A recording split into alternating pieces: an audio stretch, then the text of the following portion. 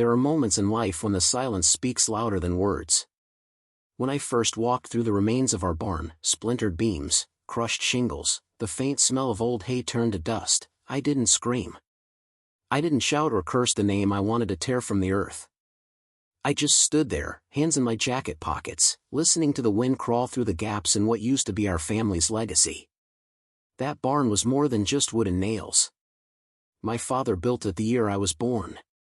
My daughter and I used to sit on its old hayloft ledge during thunderstorms, watching the clouds roll like giants across the Arkansas sky. And now it was gone. Leveled. Erased. As if it had never mattered. But it had. And that's where Karen made her fatal mistake.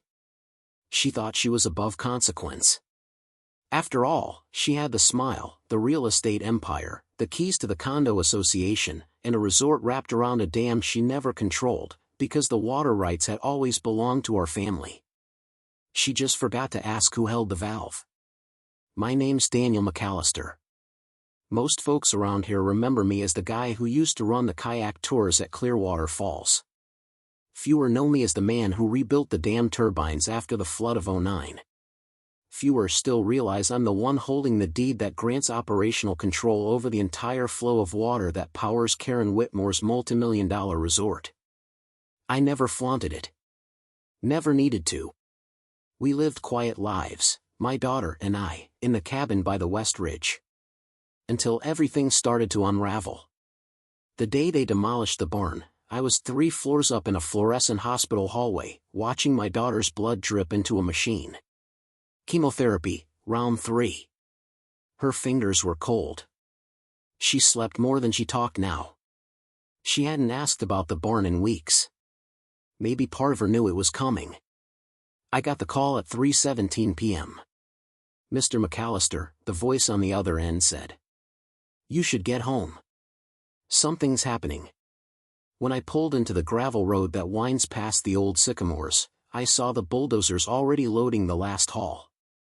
A yellow backhoe was retreating like a thief with its arms full of our past.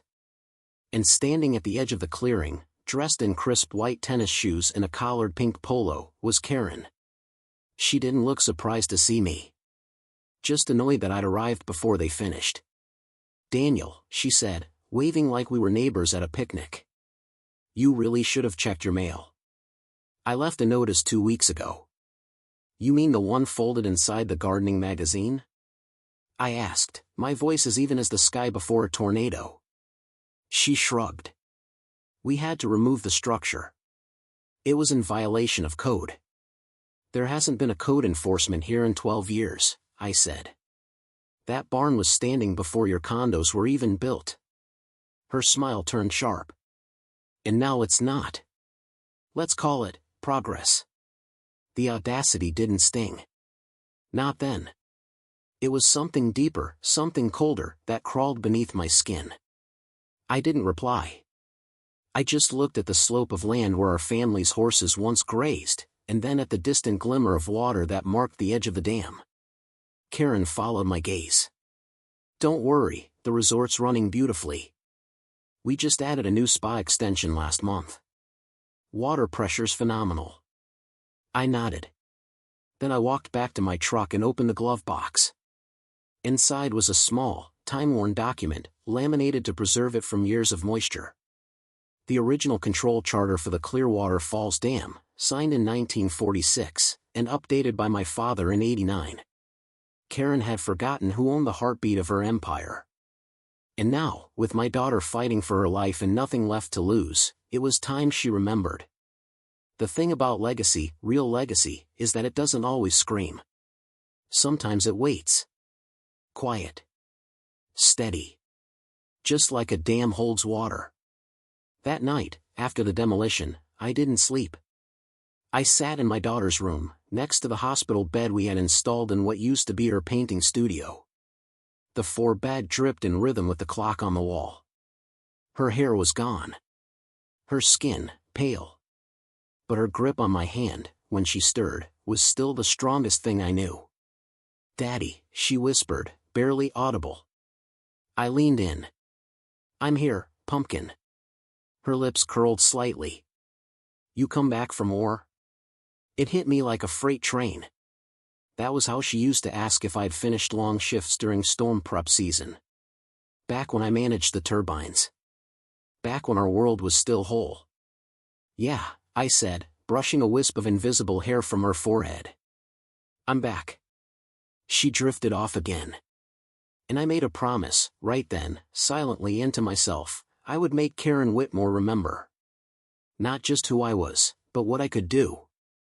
The next morning, I opened the file cabinet in my father's old study. The one behind the hidden latch in the fireplace mantel. Most people didn't even know it existed. That was the point. Inside were maps, keys, water access logs, turbine schematics, and a copy of the 1946 Clearwater Charter, signed by Judge Barnett himself and passed down through my family like sacred scripture. And at the bottom of the drawer, under a canvas bag of surveying tools, was the lockbox. I pulled it out and set it on the desk. Inside was the damn override key. Let me explain something Karen forgot when she bulldozed our barn and sent a form letter notice through a gardening catalog. The Clearwater Dam isn't just a picturesque backdrop for her luxury condos and day spas. It powers the entire resort grid.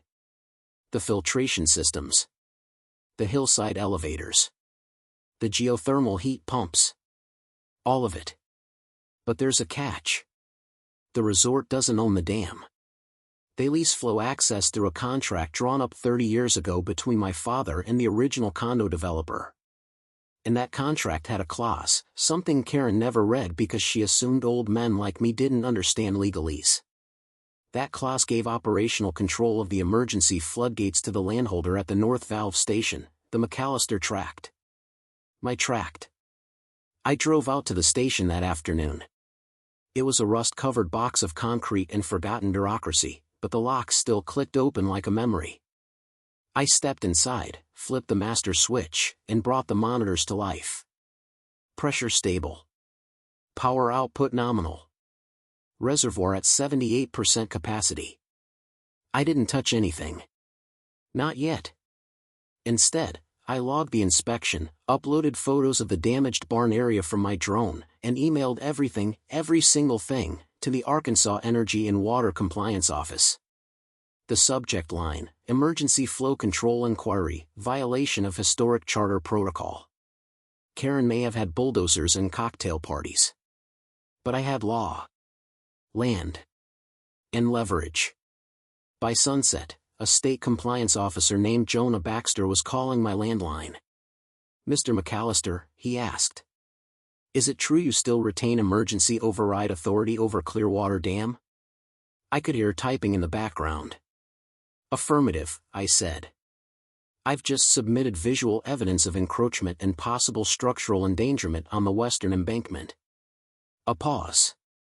Then a low whistle. You realize if that's accurate, the resort's operations are in breach of federal safety code. I realize, I replied, slowly. That's why I'm asking for a provisional injunction. Until the site can be surveyed.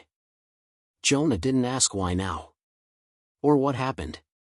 He must have heard the tremor in my voice. The kind of tone men get when they've lost almost everything and found just one thing left to fight for. We'll have agents out by Thursday, he said. No action until we review. Understood? Understood. But I wasn't finished. That night, while the candles flickered beside my daughter's bed, I logged into the secure admin portal my father helped design for the original Clearwater turbine system. It was ancient, Java-based, pixelated, barely hanging on, but it still worked. I initiated a test sequence. 5 minutes of reduced flow. Barely noticeable to the average guest sipping wine at the resort's infinity pool. But Karen noticed. At 8:13 p.m., she called me. She didn't even wait for a greeting. Daniel, she snapped, did you just tamper with the reservoir valves? Evening to you too, Karen, I said calmly. I'm surprised you remembered my number. The pressures dropped. Guests are complaining about low water in the hydro spa. Do you have any idea what that means for me? I let the silence stretch. Then, I do. You have no right. Actually, I do, I said. Section 6B, Clause 14 of the Clearwater Charter. Operational discretion is granted to the landholder of the North Valve Station in the event of unauthorized construction or threat to legacy infrastructure. You leveled my barn, Karen. That clause applies. She sputtered. You can't do this. That clause is obsolete. That was from another era. It's signed into binding precedent by your own municipal court. Your name's on the permit logs. You escalated this. You want revenge? She hissed. Fine. But remember who you're up against.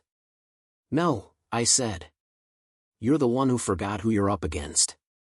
And I'm just getting started. I hung up.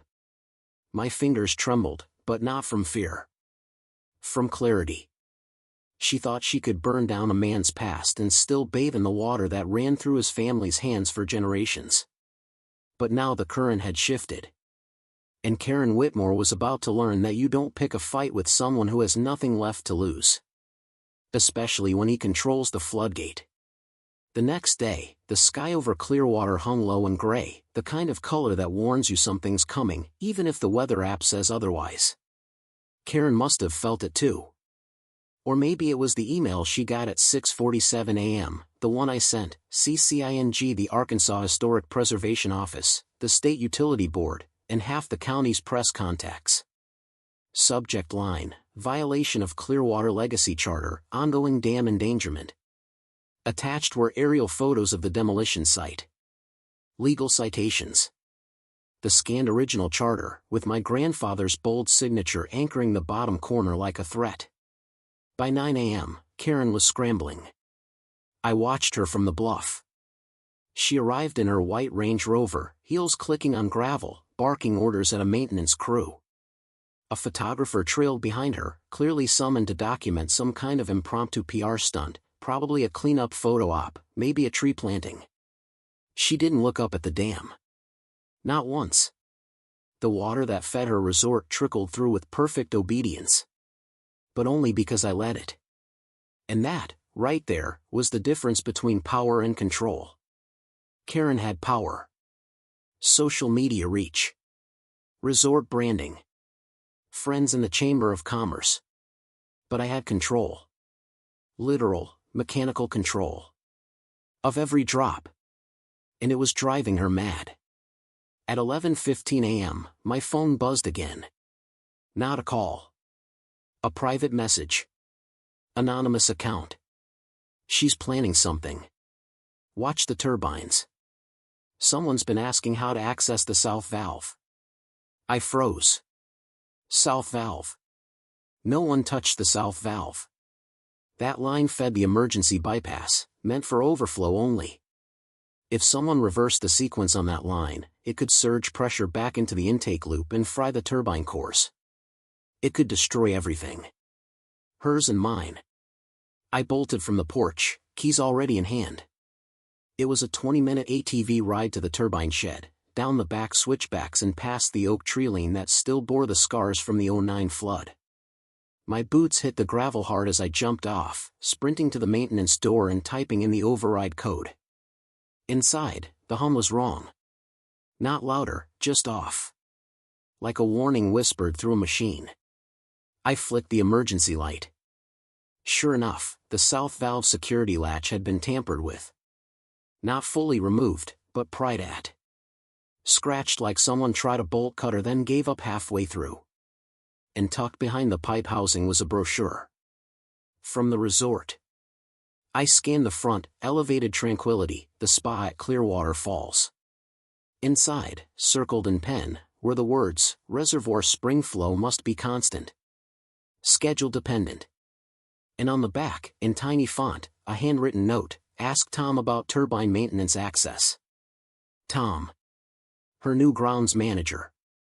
I'd seen him once, wearing a hat that didn't quite fit and nerves that twitched every time he saw me. So this wasn't just passive resistance anymore. This was sabotage. I snapped photos, secured the latch, and called Jonah Baxter again. You need to fast-track that inspection, I said. Someone's trying to backflow the south valve. His voice stiffened immediately. That's a federal violation. Exactly. And I have proof. By the time I got home, Karen's Instagram page had gone suspiciously dark. No new posts. No sunset reels. Just one ominous story post, a black screen with white text. Lies are the tools of small men who can't build their own kingdoms. It didn't mention me by name. But it didn't have to. In Clearwater, everyone knew who controlled the water. And who didn't. By late afternoon, things began to move faster than I expected. First came the news van. Then the second one. I watched them from the edge of my property, cameras pointed toward the dam, the resort just out of frame. A young reporter in a blue jacket stepped out with a microphone and a clipboard, eyes scanning the horizon like she was hunting a story that had just started to smoke. And she'd found the match. "Mr. McAllister," she asked when I approached. "Would you mind answering a few questions about the ownership of the dam and the recent structural concerns raised in your complaint?" I didn't hesitate. I told her everything. The demolition. The charter. The valve key. The threat to the South Line. I even gave her a copy of the original 1946 document, laminated and yellowed from time, with my grandfather's name etched in blue ink. She nodded furiously, eyes wide. "What do you hope to achieve with this?" she asked finally. I looked past her, toward the shining roofs of Karen's spa complex. Then to the pale blue infinity pool, still trickling, still running. "For her to stop pretending this land is hers," I said. "And for my daughter to sleep without construction noise shaking the walls while she fights for her life." She blinked. Then stepped back. By sundown, the story hit local news. Battle at Clearwater, dam dispute pits grieving father against resort empire. The headline was neat. Polished. But what it didn't show was the rage swelling just beneath. Because that night, as the town read my name and Karen's in the same breath, the first retaliation came. Someone set fire to our mailbox. Not a prank. Not a note. A full burn. The charred metal lay twisted on the ground, smoke curling into the night. I didn't call the police. I called my lawyer. And then, before I went inside, I walked out to the dam. The stars were out. The air sharp. And as I stood there, looking at the pressure gauge ticking calmly under moonlight, I reached into my coat pocket and touched the override key. The water still obeyed me. For now. But tomorrow. Karen would push harder. And the dam could only hold so much. By morning, word had spread like fire through a dry canyon. My daughter's hospice nurse, Marie, showed up early, concern written all over her face. Not just about the treatment plan, but about the news. "They said you've got the dam shut off," she whispered as she adjusted the fore. "That you're holding the whole resort hostage." I didn't answer. I didn't need to. The truth was more complicated than the headlines made it seem. I wasn't holding anything hostage. I was holding the line. And Karen was the one fraying it. When I went outside, the first thing I saw was the damage to my truck windshield. A neat, starburst crack dead center, like a spider frozen mid-scatter.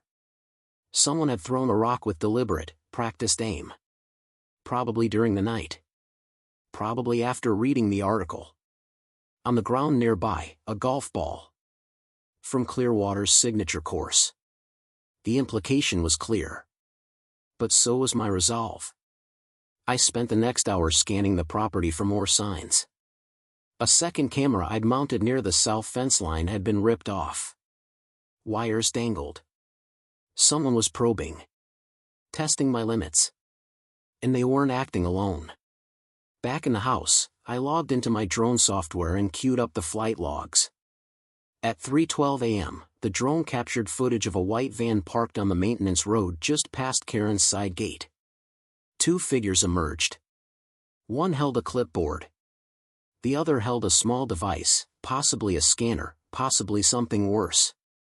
I zoomed in. Even grainy, I could see the Clearwater staff badge clipped to the taller figure's shirt. That was enough. I called Jonah Baxter directly. We've got trespass, tampering, and intent to bypass a regulated utility. I've got video. There was silence on the other end. Then, we're already en route. Your complaint's gone federal. 2 agents from the U.S. Bureau of Water Infrastructure will be joining us. That would have satisfied most people. But most people didn't have a daughter fighting stage 4 cancer while the woman who destroyed their barn tried to bankrupt them through sabotage and smiling lies. So I made one more call. To my daughter's godmother, Elise Caldwell. She was the former deputy mayor. Retired. Lived 2 towns over. She also happened to be the last surviving signer on the 1991 Clearwater Utilities Easement Act. And she owed me a favor. Elise, I said, how do you feel about making a public statement? Does it involve Karen Whitmore? Yes. Then hand me my pearls, she said. We're going to church. That afternoon, Elise appeared on local radio. Calm. Elegant. Her voice as steady as it had been when she brokered town water rights during the drought of 2003. The McAllister family has held stewardship of Clearwater's water system longer than the resort's been a blueprint. They've honored those responsibilities through floods, blackouts, and wildfires. If anyone questions Daniel's authority or integrity, they can come find me. I'll be the one standing next to him. That clip aired just before the 5 p.m. news. And that's when Karen finally snapped. It wasn't a breakdown. It wasn't a tantrum. It was a press release. Drafted by her lawyer. Glossy as lacquered oak. Released to every media outlet in the state. Mr. McAllister has leveraged his family's historic position to intentionally sabotage modern infrastructure and interfere with lawful business operations.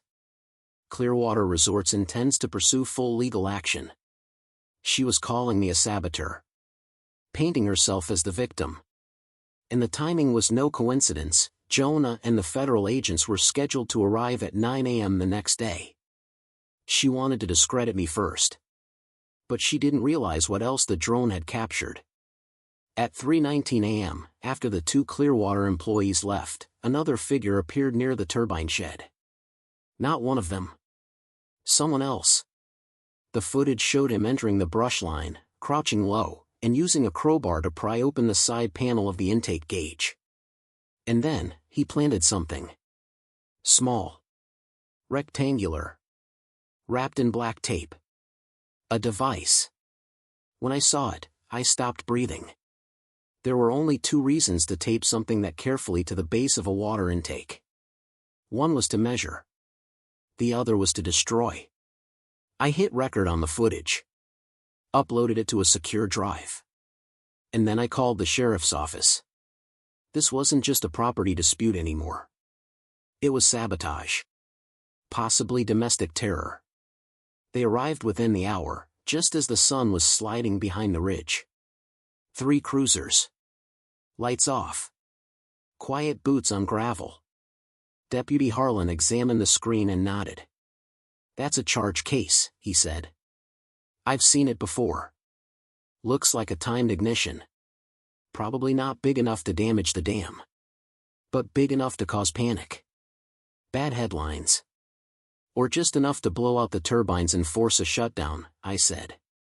He looked at me, a long pause behind his eyes. Someone wants you off that land, Daniel. One way or another. I didn't answer. I was staring at the screen. At the still frame of the man's face as he turned briefly toward the drone, unaware he was being watched. It wasn't a resort employee. It was Karen's brother. Jacob Whitmore. A failed contractor with a criminal record. Suspended license. And a very large debt to a concrete supplier in Little Rock. And there he was. Holding a crowbar next to my turbines. My phone buzzed. A new message. Hope the inspection goes well tomorrow. Maybe they'll take that old dam off your hands. For everyone's safety. No signature. But I didn't need one. The flood was coming. But not from the water. From the truth. And when the agents arrived tomorrow, they'd find more than an old man with a key. They'd find a reckoning.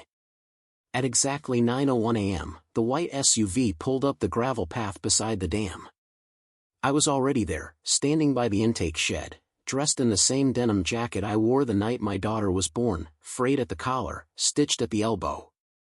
My daughter, still asleep back at the house, had murmured something soft before I left. "Win," she said, barely audible, her eyes fluttering behind closed lids. "Just win." I intended to.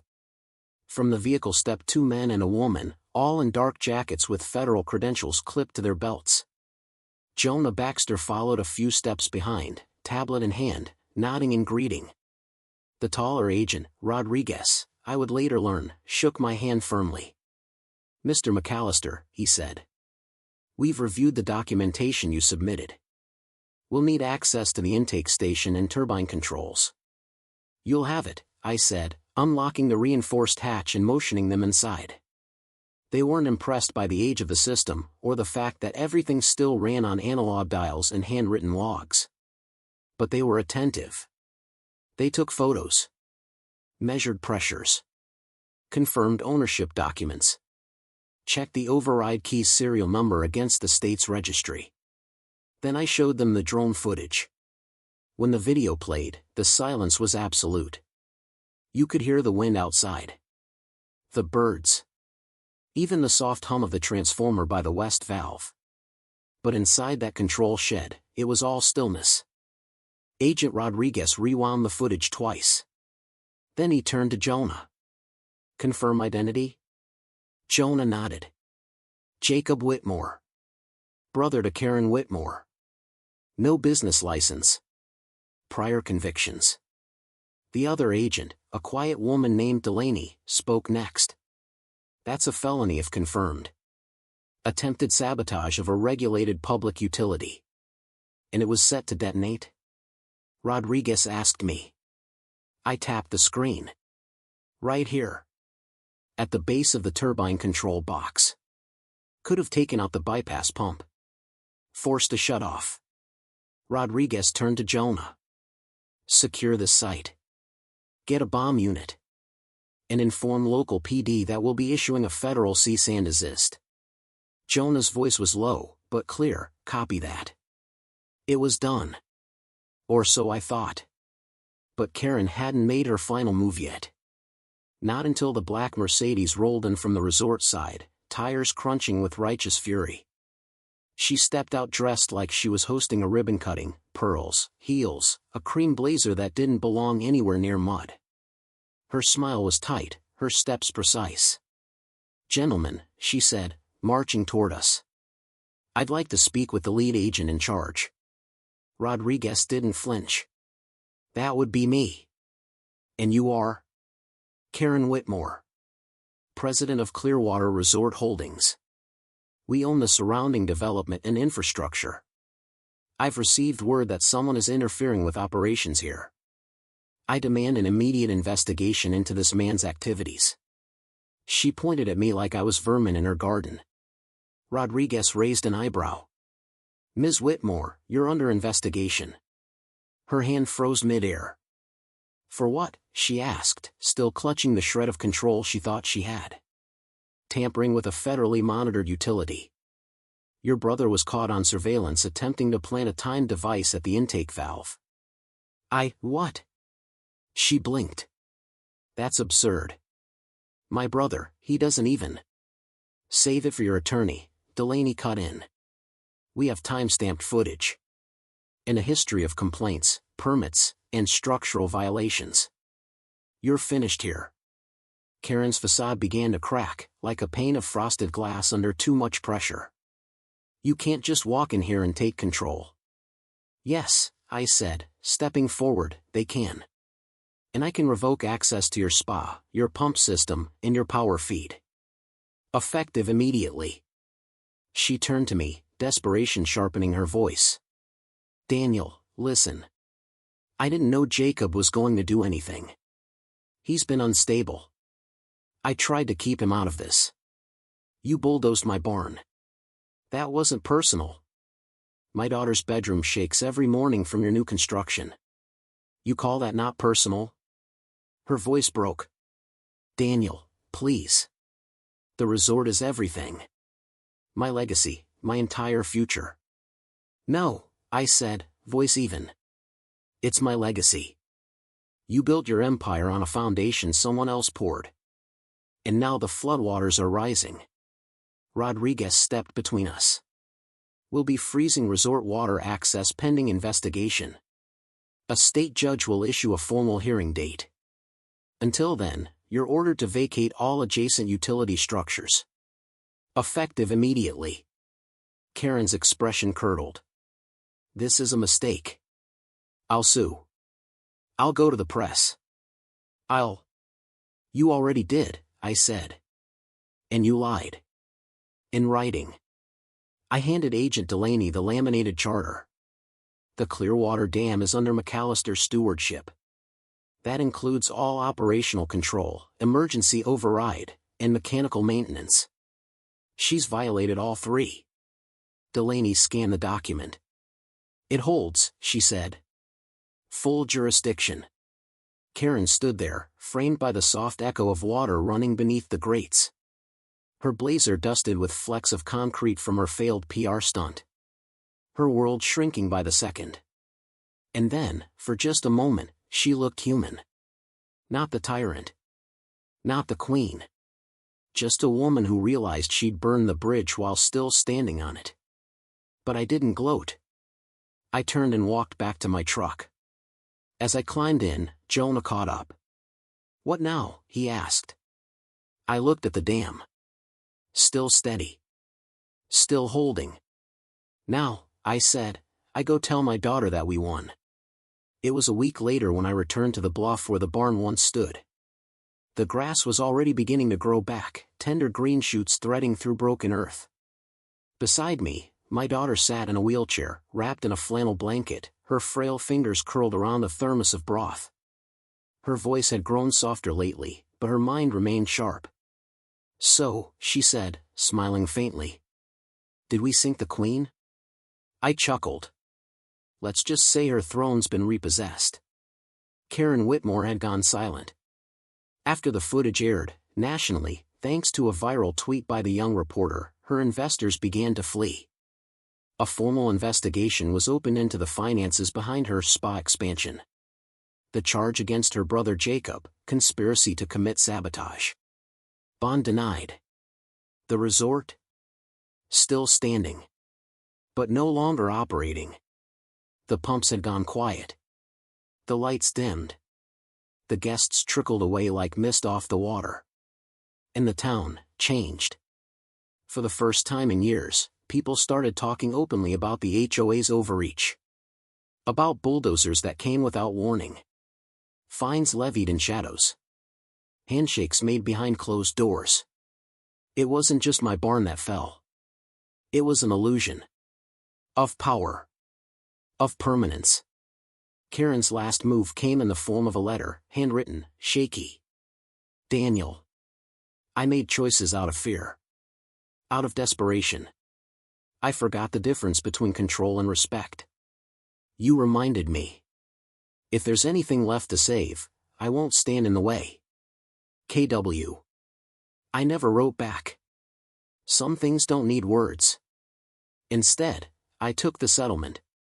Every last penny of the seven-figure offer Karen's lawyers made quietly, off the record.